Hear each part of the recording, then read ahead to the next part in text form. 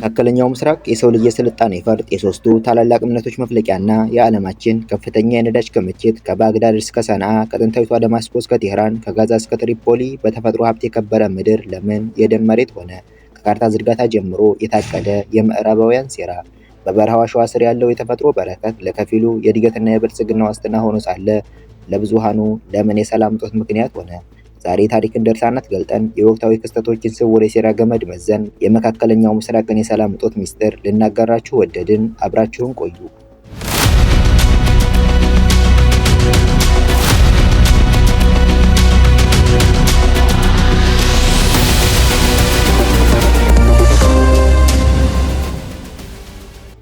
የታሪክ ምሁራን እንደሚስማሙት የዛሬው የመካከለኛው ምስራቅ ትርምስ በአጋጣሚ የተከሰተ ሳይሆን ከዛሬ 100 ዓመታት በፊት በምዕራባውያን ኃይሎች የተዘራ የፖለቲካ መርዝ ውጤት ነው።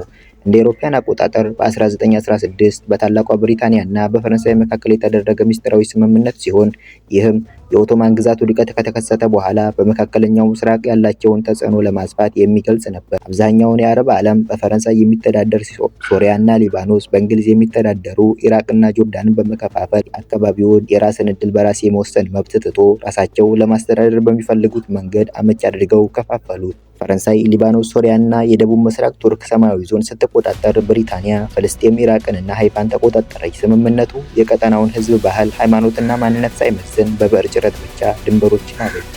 ይህም የውጭ ሀገሮች ያሰመሩት ድንበር የተቃረኑ ማንነቶችን በአንድ ጥላ ስር በማስገደድ እና ወጥ የነበሩ ማህበረሰቦችን በመከፋፈል ለዘመናት የማይበርድ የቂም በቀል እሳት እንዲቀጣጠል መሰረት ጣለ። ይህ ሳያበቃ በ1917 የብሪታንያው የውጭ ጉዳይ ሚኒስቴር አልተር ባልፎር ለጽዮናውያን እንቅስቃሴ መሪ ለሎርድ ሮስችልድ በጻፉት ደብዳቤ በፍልስጤም ምድር ላይ የአይሁድ ብሔራዊ መኖሪያ እንዲመሰረት ቃል ገቡ። የባልፎር ዲክላሬሽን በመባል የሚታወቀው ይህ ሰነድ ብሪታንያ በፍልስጤም ምድር ላይ የአይሁድ ብሔራዊ መኖሪያ እንዲመሰረት ሙሉ ድጋፏን የሰጠችበት ነበር።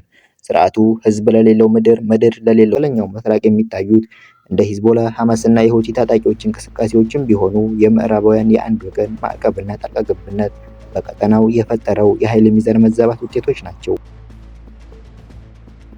በአጠቃላይ መካከለኛው ምስራቅ ሰላም እንዳይሆን ያደረገው የተፈጥሮ ሀብታቸው እና የጂኦግራፊያዊ አቀማመጥ ስልታዊ መገኛቸው እነዚህን ጥቅሞች ለመቆጣጠር በምዕራባውያን የሚወጠሩ የሴራ ፖሊሲዎች ናቸው።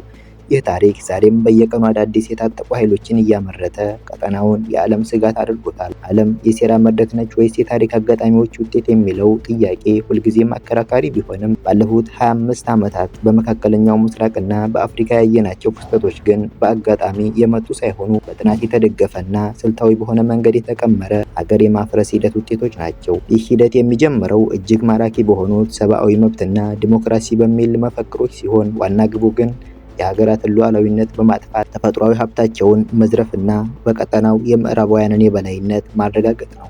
ወደ ኋላ መለስ ብለን የሊቢያን ታሪክ ስንመረምር ቀዳፊ ሊቢያን በአፍሪካ ቀዳሚ የነፍስ ወከፍ ገቢ የነበራትና ዜጎቿ የተሟላ ነፃ የትምህርትና የሕክምና አገልግሎት የሚያገኙባት ሀገር አድርገው ቢገነቧትም የአፍሪካ አንድነትና የራሷን የገንዘብ ምንዛሬ የመፍጠር ህልማቸው ለምዕራባውያን ስጋት በመሆኑ መጀመሪያ አምባገነን ተብለው የፕሮፓጋንዳ ዘመቻ ተከፈተባቸው። ሚዲያዎች ጋዳፊ የገዛ ህዝባቸውን እየጨረሱ ነው የሚል ያልተረጋገጠ ወሬ በማናፈስ የዓለምን ማህበረሰብ ለጦርነት ካዘጋጁ በኋላ ኔቶ ሰላማዊ ሰዎችን ለመጠበቅ በሚል ሰበብ ጣልቃ ገብቶ ሀገሪቱን ወደ ፍርስራሽነት ቀየራ። ያቺ የበለጸገች ህዝቦቿ ተንደላቀው ይኖሩባት የነበረችው ሀገር ዛሬ የእርስ በርስ ጦርነት የሚካሄድባት ማዕከላዊ መንግስት የሌላት የምዕራባውያን የነዳጅ መዝረፊያ ሆና ቀርታለች። ይህ የቀመር ድግግሞች በኢራቅ ላይም የታየው የጅምላ ጨራሽ መሳሪያ በሚል የታላቅ የፈጠራ ወሬ ሲሆን አሜሪካና አጋሮቿ የባግዳድን መንገዶች በደም ሲያጥቡና ጥንታዊ ቅርሶችን ሲዘርፉ የነበረው ዲሞክራሲን ለማስፈን ሳይሆን የሀገሪቱን የነዳጅ ጉድጓዶች ለመቆጣጠር እና በክልሉ የእስራኤልን ስጋት ለመቀነስ ነበር። በሶሪያና በየመን ደግሞ